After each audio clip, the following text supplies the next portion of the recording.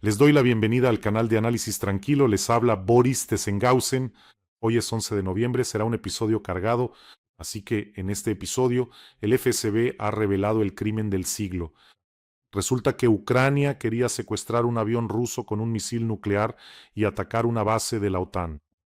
¿Qué está mal con la versión rusa? Hoy la vamos a destrozar por completo. De nuevo arden las refinerías rusas y esta vez ya a 1500 kilómetros de la frontera. El aniversario de la liberación de Jersón, uno de los días más importantes de esta guerra, y noticias de los partisanos de Crimea. ¿Qué está ocurriendo ahora en Crimea? Cómo el miedo y la paranoia se extienden por la península. Y también cómo Donald Trump evitó la Tercera Guerra Mundial e India le da una puñalada por la espalda a Rusia. Sobre esto y mucho más en el episodio de hoy. Si es la primera vez que estás en este canal, asegúrate de suscribirte para no perderte los próximos episodios. Y así se ha revelado el crimen del siglo. Según la versión del FSB ruso, Ucrania quería secuestrar un avión ruso MiG-31 con un misil Kinzhal, un misil aeroballístico Kinzhal, y atacar una base de la OTAN en Rumanía. Bueno, no sé qué ha pasado, si en la dirección del FSB otra vez se metieron algún polvo mágico y se inventaron una nueva historia. Bueno, vamos por partes. Es decir, hoy esta es la noticia del día en Rusia. El FSB evitó el secuestro de un avión, casi salvó a la OTAN de ser arrastrada a la guerra. Es decir, afirman que la GUR ucraniana, la Dirección Principal de Inteligencia, intentó reclutar a pilotos rusos para que estos aviones MiG-31, junto con los misiles Kinzhal, recuerdo, el Kinzhal es un posible portador de carga nuclear, no solo la GUR, sino también sus supervisores británicos, porque cómo no incluirlos. Es decir, esta es toda la versión oficial del FSB.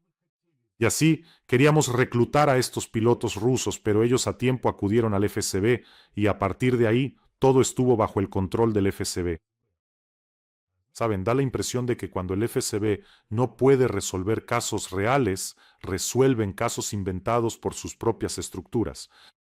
Es decir, resulta que el FSB afirma que en el esquema de reclutamiento también participaron periodistas de Bellingcat. Vaya, aquí hay toda una estructura. O sea, el periodista habló con el piloto, luego le propuso hablar con la GUR y después desde la GUR le propusieron secuestrar ese avión. Bueno, en general, según estos acuerdos, la aeronave debía llegar ayer a Ucrania, pero las fuerzas rusas, en lugar de enviar ese avión, atacaron el aeródromo de Starokonstantinov, a donde resulta este avión desde Rusia debía volar. Vaya enredo que armaron, vaya enredo que armaron. No me sorprendería, por cierto, que según su versión el propio jefe de la GUR, Kirill Budanov, reclutara a estos pilotos. Y eso no es todo. Entonces, ¿para qué necesitamos nosotros, los ucranianos, un avión ruso con un Kinzhal?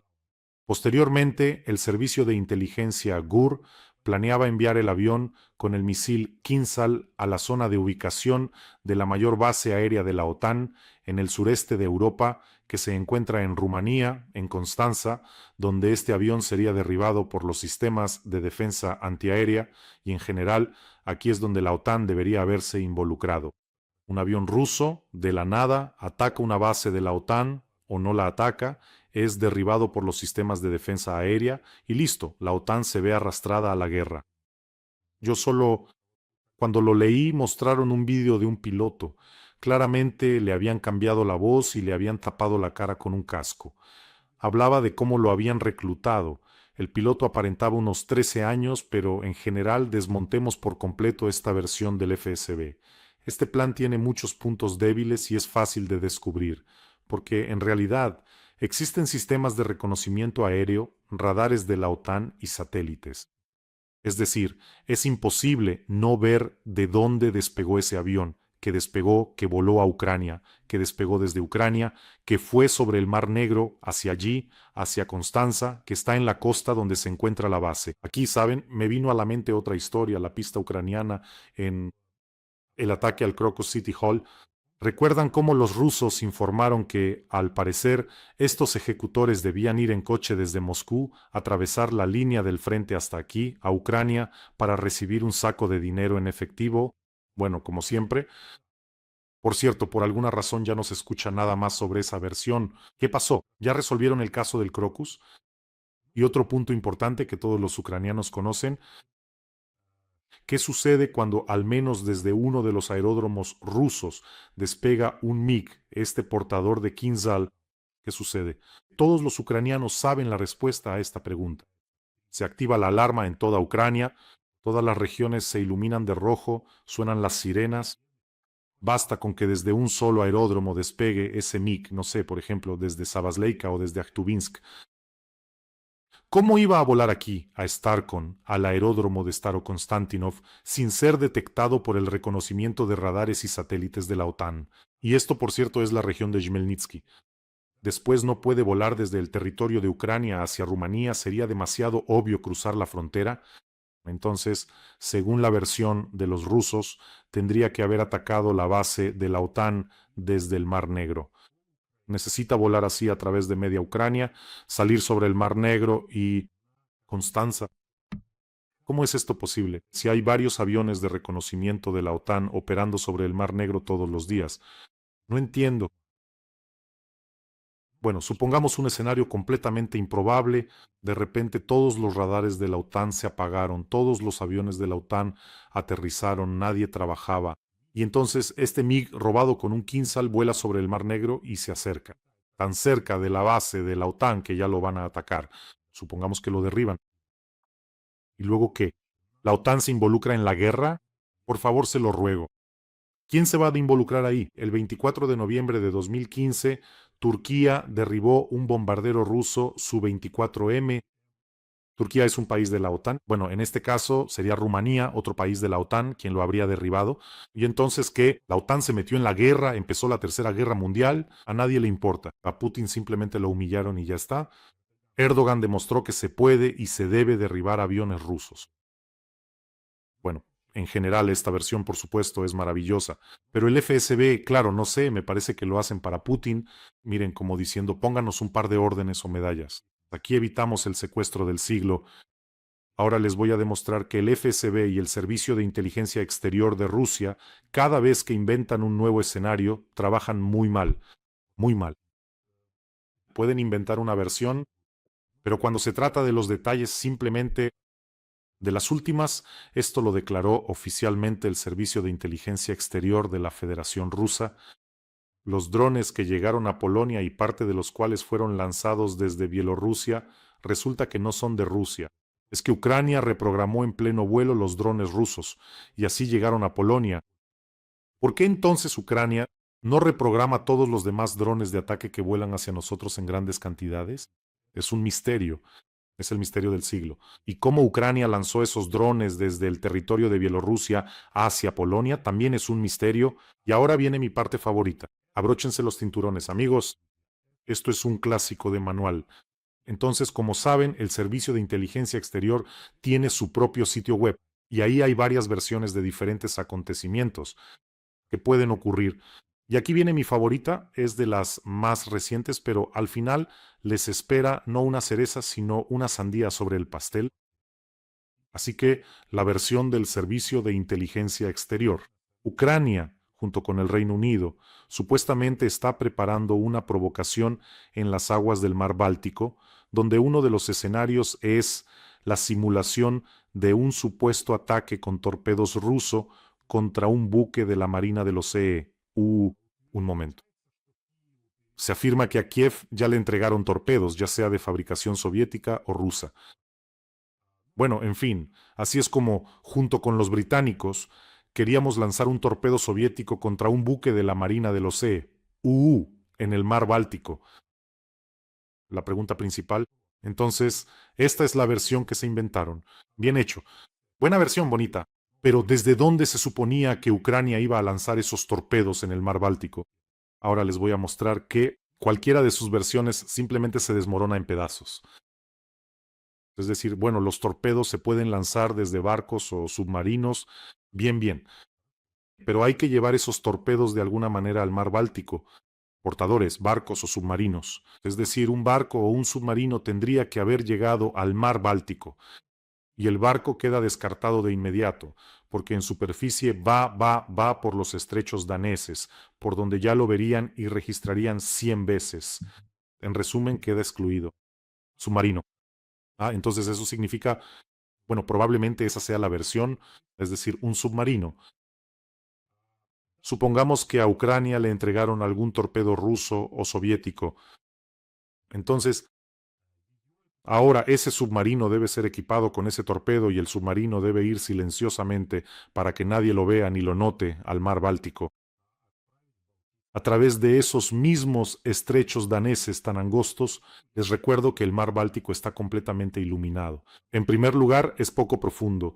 La profundidad máxima es de 500 metros y la media es de 50 metros, y está iluminado por radares de la OTAN y otros diferentes medios. Bueno, está bien, el submarino logró pasar desapercibido al mar Báltico. Eso es todo, está ahí con el torpedo. Pero aquí hay un momento sumamente importante, quizás el más importante al que hemos llegado en esta historia y que no tuvo en cuenta el Servicio de Inteligencia Exterior de Rusia. Ucrania no tiene ni un solo submarino, ni uno solo. Había uno, el Zaporilla, pero los rusos lo capturaron en Crimea, que fue anexionada. ¿Con qué se suponía que Ucrania iba a lanzar el torpedo? No, está bien. Entonces hay otra versión. Si estamos planeando junto con los británicos un ataque con torpedo contra un barco estadounidense, entonces tal vez los británicos nos proporcionen un submarino o un barco. Es decir, ¿cómo atacaría el submarino británico? Un torpedo soviético o ruso, un barco estadounidense, para incriminar a Rusia. Sí, bueno, son realmente sorprendentes, claro, unos imbéciles sentados ahí en ese servicio de inteligencia exterior, pero la mentira la llevan en la sangre. Y además, quién sabe, hablan de algún tipo de honor, de palabras de oficiales, no sé. ¿Qué clase de oficiales son ustedes? Ustedes no tienen ni honor ni conciencia, ya no les quedan oficiales en su ejército ruso. Todos los que vinieron aquí a matar ucranianos no son oficiales, no son basura biológica. Así que olvídense de una vez por todas de sus órdenes y medallas por matar. Después tendrán que esconderlas. Después, como los soldados de la Wehrmacht, las enterrarán en la tierra y huirán donde sea que puedan, si no los encuentran. Probablemente, por cierto, el caso más conocido, quizás cuando realmente secuestraron un avión soviético, fue en tiempos de la Unión Soviética, fue el caso del teniente Belenko, un caso famoso, fue una vergüenza para la Unión Soviética, una vergüenza terrible. El 6 de septiembre de 1976 voló en un interceptor MiG-25P a Japón, voló hasta allí y él se había preparado para esto. Hasta ahora sus motivos no están claros, existen diferentes versiones. Bueno, en general ese avión en ese momento tenía a bordo una gran cantidad de equipos secretos. El teniente soviético era teniente primero en ese entonces, voló y lo calculó todo tan justo que apenas logró llegar, aterrizó en la isla de Hokkaido y, debido a que la pista era corta, se pasó de largo, pero aún así logró salvar el avión. Voló, obtuvo asilo político en Estados Unidos y más tarde la ciudadanía estadounidense. El 6 de septiembre se fue y el día 9 ya estaba en Estados Unidos. El avión fue desmontado hasta el último tornillo, sometido a un estudio detallado tanto por especialistas japoneses como estadounidenses, y recién el 15 de noviembre fue devuelto a la Unión Soviética. Lo más interesante, y por eso mencioné esta versión histórica, es que tanto la Unión Soviética como Rusia siempre mintieron descaradamente. En ese entonces, la versión de la URSS era que el teniente primero Belenko realizó un aterrizaje forzoso en Hokkaido por falta de combustible. Fue criminalmente secuestrado por las autoridades japonesas bajo las órdenes de Washington. Por supuesto, nadie quería admitir que tenían traidores y desertores. Y este no es un caso aislado, pero sí uno de los más destacados. Y ahora pasamos a las sanciones de Magyar, una de sus secciones favoritas en este programa, las sanciones de Magyar y el poder de los sistemas no tripulados de Ucrania. El ataque a la refinería de petróleo de Saratov se realizó nuevamente esta noche. Es una de las refinerías más antiguas de Rusia y forma parte de la estructura de Rosneft.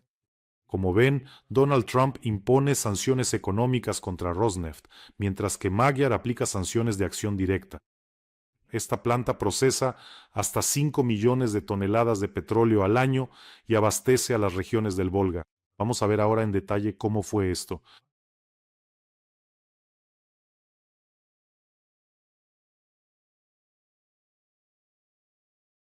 Es impresionante, por supuesto, pero los ataques, este ya es el quinto ataque en apenas un mes contra esta planta. La golpean constantemente y creo que, sin duda, la acabarán destruyendo. Y otra refinería más, Orsk, Nefteorsk Synthese, en la región de Orenburg. En esta refinería funcionan 4 unidades de procesamiento primario y su capacidad ya alcanza casi los 7 millones de toneladas de petróleo al año. Y a esta también la atacaron. Por las imágenes, ¿no? Se ve que allí volaron drones muy potentes. Estos son los drones que tiene Ucrania, simplemente impresionantes. Y también fue atacada el 3 de octubre. Esta planta produce muchos productos, incluyendo diésel, aceites y queroseno de aviación para el complejo militar industrial ruso. Y esta planta está a 1.500 kilómetros de la frontera. Allí vuelven a quejarse, está en la frontera con Kazajistán y dicen que otra vez algo vino desde Kazajistán. No sabemos nada. Los drones ucranianos han demostrado que ya pueden volar hasta 2.000 kilómetros. Así que ahí lo tienen, acéptenlo. Amigos, les recuerdo que la colecta para el primer batallón médico, para nuestros médicos de combate, una colecta importante continúa. Ahora ya estamos recaudando para el segundo aparato de ventilación mecánica, el Fauco 202 y el suyo. Esto es para el grupo quirúrgico avanzado del primer batallón médico independiente. Para nuestros médicos de combate, para nuestros ángeles guardianes, que realmente arriesgan sus vidas cada día para salvar las vidas de nuestros defensores. Por favor, vea este video. Апарат штучної вентиляції легень – незамінна річ для надання невідкладної допомоги в умовах бойових дій. Ми в першому окремому медичному батальйоні використовуємо спеціальні портативні системи забезпечення для використання у військових умовах. Це найкращий інструмент, але, на жаль, він не призначений для такого навантаження та роботи в безперебійному режимі, яка є в наших умовах зараз. Тому ці системи починають виходити з ладу. Через це ми потребуємо додаткових звичайних стаціонарних апаратів ШВЛ. Залишитися без них не можна, адже це призведе до серйозних наслідків. Вартість одного апарату – 730 тисяч гривень, а всього потреба є у 8. Разом з каналом Бориса Тізенгаузена збираємо на другий ШВЛ для передових хірургічних груп першого окремого медичного батальйону. Часу обмаль. Розраховуємо на вашу підтримку. Ayudemos a nuestros médicos. Son simplemente personas luminosas. Parece que hasta irradian una especie de resplandor. Son muy geniales. Todos son tan jóvenes. Ahora deberían vivir, disfrutar de sus mejores años, ir al cine, salir con amigos. Y ahora, en su juventud, están salvando las vidas de nuestros combatientes. Bueno, estos son los ucranianos, ¿entienden? Así son. Putin cometió un gran error al atacar. El enlace para ayudar a Ucrania está en la descripción de este video. Allí hay Mono, Private y PayPal para quienes quieran ayudar desde el extranjero. Siempre les doy las gracias enormes de mi parte, de parte de nuestros combatientes y de nuestros médicos de combate. Son simplemente increíbles, son una gran fuerza y gracias por su ayuda. Para quienes les resulte más cómodo, también hay un código QR al que pueden acceder. Por cierto, amigos, el transporte para el que recientemente recaudamos fondos para Iván, con el apodo de Pastor, para el verdadero pastor. En la vida, en tiempos de paz, él es un verdadero pastor. Y ahora su apodo es Pastor, y también es un verdadero pastor, pero está luchando en la región de Kharkov. Ahora está en el hospital, y el vehículo para sus compañeros ya ha llegado. Aquí está la foto de los compañeros de Iván, contentos. Por eso también les doy las gracias enormes por esto. Estamos haciendo algo grande. Bueno, hoy es un día especial para los habitantes de Jersón. Hoy es el aniversario de la liberación de Jersón de los ocupantes rusos. Recuerdo cómo nuestras tropas entraron en Jersón cuando los rusos huían de allí. Recuerden, antes de eso todavía estaba allí alguien llamado Surovikin. Decían que allí había que tomar decisiones difíciles y complicadas, y así sucesivamente. ¿Qué decisiones tan difíciles, sí? Y entraban nuestros militares, las banderas ucranianas. En ese momento yo simplemente... Pero veo que en Kiev tenía 2 conocidos que, cuando Jersón estaba ocupado, se fueron de allí, se apresuraron a volver a casa de inmediato, consiguieron algún coche y se lanzaron a toda prisa. Fue una alegría enorme para la gente, recibían a nuestros militares ucranianos. Y recuerdo cómo recibían a los rusos. Ellos casi tenían que pasar por encima de la gente con tanques, porque les bloqueaban el camino. En fin, fue un día tan alegre para los habitantes de Jersón, así que aprovecho la ocasión para enviar un gran saludo a Jersón y a los habitantes de esta hermosa ciudad. Y este fue, probablemente, el acontecimiento más importante de esta guerra, porque fue la única capital regional que los rusos lograron ocupar después de la invasión a gran escala. Y el hecho de que fueran expulsados de allí en ese momento dio una gran esperanza de que Ucrania podría y que liberará toda su tierra. Fue un momento muy fuerte de la guerra y un momento importante para Ucrania. Bueno, y esto es para aquellos que, ya saben, ahora Rusia, ahí está Pokrovsk, que si tomamos o no tomamos Pokrovsk. Es decir, imaginen, los expulsaron de la enorme Jersón, los echaron de allí como si fueran demonios. Por eso, con el nivel adecuado de ayuda a Ucrania, todo es posible. Y también hay noticias también del sur, de mi querido Crimea, donde nací. Aquí hemos establecido un buen contacto con los partisanos de Crimea, y por eso habrá más información desde Crimea. Creo que para los crimeos, para mí, por ejemplo, que no podemos viajar a nuestra tierra natal, será interesante saber qué procesos internos están ocurriendo allí ahora. De hecho, creo que a todos les resultará interesante. Y allí, miren, qué cosa tan interesante está pasando. En primer lugar, una paranoia y miedo que se va extendiendo. De ahí que los ocupantes estén estableciendo nuevas reglas en la península. Después de los ataques, numerosos ataques a refinerías, a depósitos de petróleo, después de los impactos en objetivos militares, después de que destruyeron el radar, los dejaron un poco ciegos, abrieron brechas en el sistema de defensa antiaérea, muchos se pusieron nerviosos. Y aquí están las nuevas reglas. En primer lugar, ahora para cruzar el puente de Crimea hay que rellenar un formulario indicando la marca del coche, el modelo, la matrícula y los documentos. A los autos eléctricos en general se les prohíbe la entrada al puente de Crimea. ¿Saben por qué? Porque los salvajes piensan que las baterías de los autos eléctricos pueden ser usadas para ocultar un artefacto explosivo. ¿Se imaginan ese puente de Crimea y una batería? Y no sé sinceramente qué podría hacer un artefacto explosivo de ese tamaño con ese puente. Además, no es que revisen todos los autos con rayos X. Es decir, ese mismo espacio podría estar en cualquier automóvil. ¿Por qué dejan pasar a todos los demás? Bueno, así están las cosas. Ahora ya se asustan hasta del agua, tienen mucho miedo de que ese objeto sagrado... Para Putin, ese puente de Crimea es simplemente un objeto sagrado. Para él es como un lazo de concreto que lanzó sobre Crimea y la atrajo hacia sí. Todo es mío, mi tesoro. Ahora así es como piensa Putin. Bueno, ¿qué se le va a hacer? Creo que llegará la desgracia. Bueno, desgracia entre comillas, por supuesto. Para toda la gente normal, ese engendro, el puente de Crimea, debería ser destruido. Por eso llegará, lo alcanzará y todo sucederá. 2 veces ya lo han logrado los servicios especiales ucranianos. La situación con la gasolina allí es sumamente complicada. No van a encontrar gasolina de 95 en las gasolineras. La de 92, bueno, se encuentra en algunos lugares. En algunas gasolineras pequeñas ni siquiera hay gasolina desde el principio. Ahora, además, voy a contar cómo atacaron Gvardeyskoye y la terminal petrolera en Sebastopol y en Bitumnoye, resulta. Yo no sabía sobre Bitumnoye, sí sobre Sebastopol, pero los partisanos proporcionaron la información. Es decir, golpearon bien fuerte en Feodosia. Por supuesto, se quemó la mayor terminal petrolera, y en Gvardeyskoye, Bitumnoye y en mi querida Sebastopol también alcanzaron las terminales petroleras. Bueno, ¿qué se le va a hacer? Y además es interesante, están apretando las tuercas. Según el nuevo esquema, es decir, están chantajeando con un caso administrativo o criminal. Ahora mismo, con los documentos hay un completo desorden. Parte de los documentos siguen siendo ucranianos, parte rusos. Así que, ¿dónde? ¿Cómo?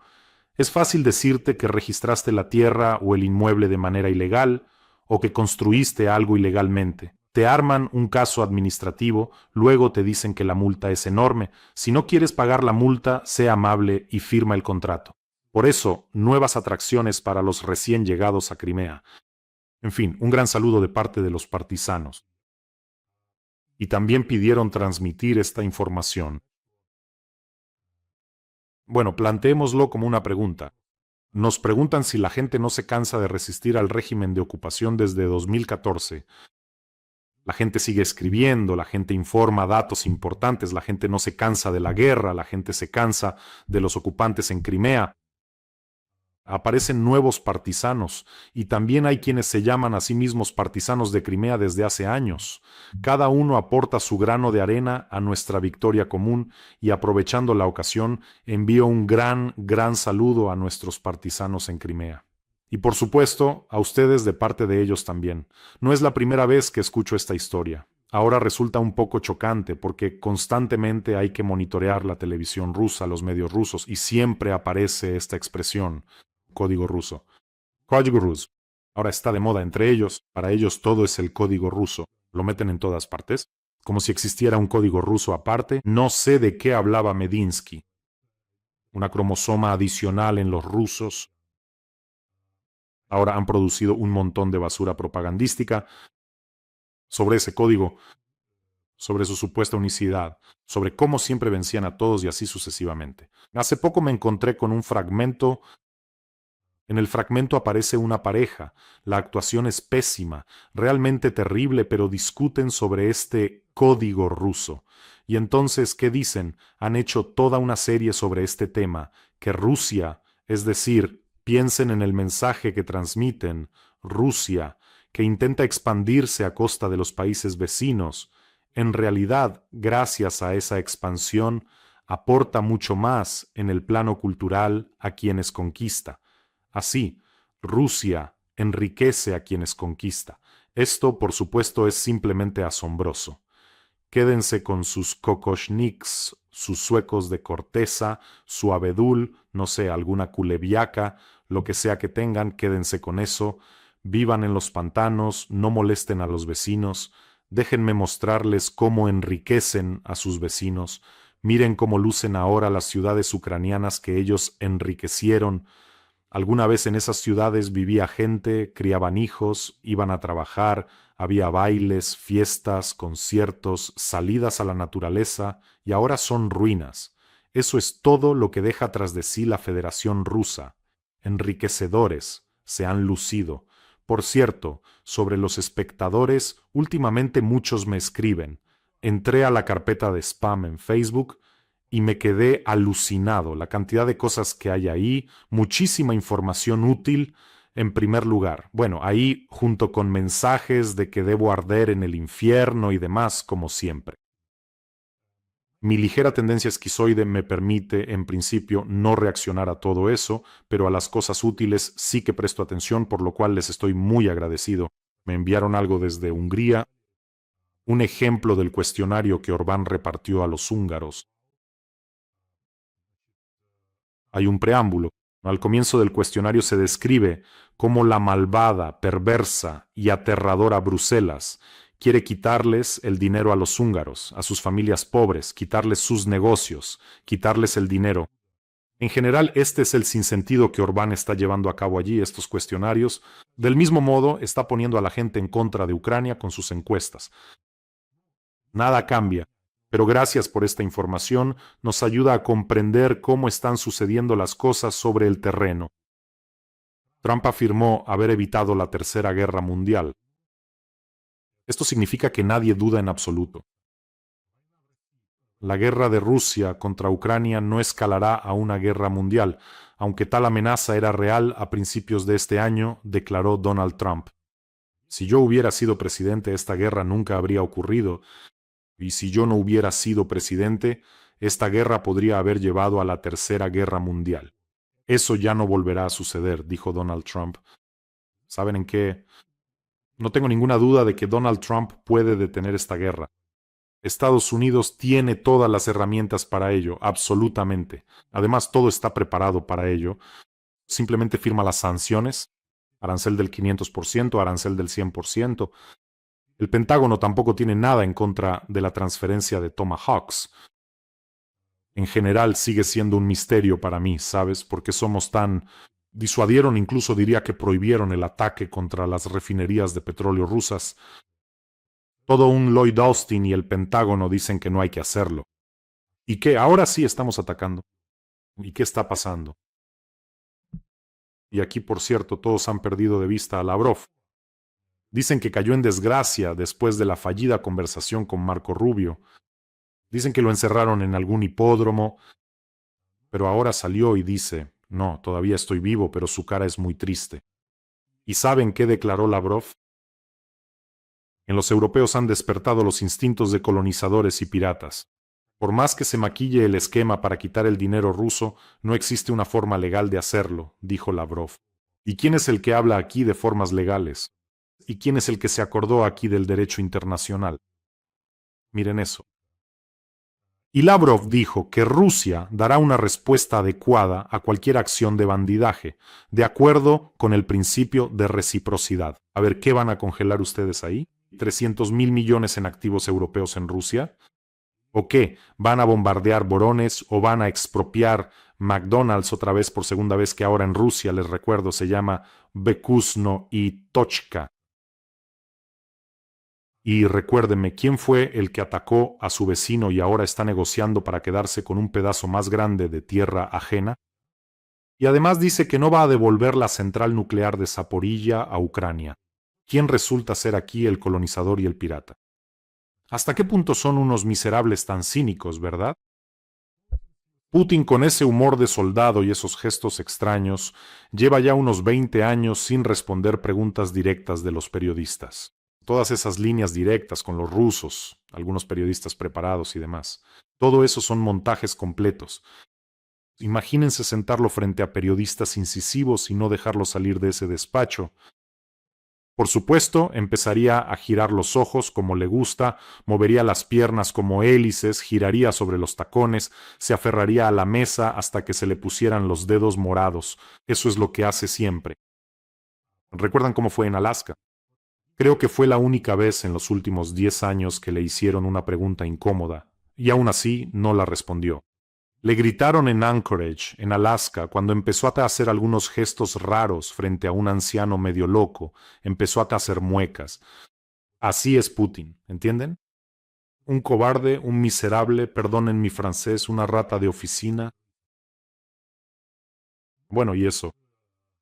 Para rematar, como se suele decir, la India ya ha comenzado negociaciones con Arabia Saudita y los Emiratos Árabes Unidos para reemplazar el petróleo ruso. Bueno, pues la India y creo pronto también China. Ya veremos. Veremos cómo será. Al menos este es el primer paso real hacia privar a Rusia de su presupuesto militar. Bueno, entonces Putin lo quitará de la medicina, lo quitará de alguna esfera social. ¿Qué van a hacer rusos? ¿Van a seguir pagando? ¿Van a seguir pagando por esta guerra hasta perder el pulso? Hasta que digan basta. Y ustedes, amigos, cuídense, cuiden a sus seres queridos, suscríbanse a este canal. Apoyemos a nuestros médicos. El primer batallón médico independiente. Los datos para apoyar a nuestros médicos de combate, ángeles guardianes, están en la descripción de este video. Que tengamos todos un día tranquilo y gloria a Ucrania.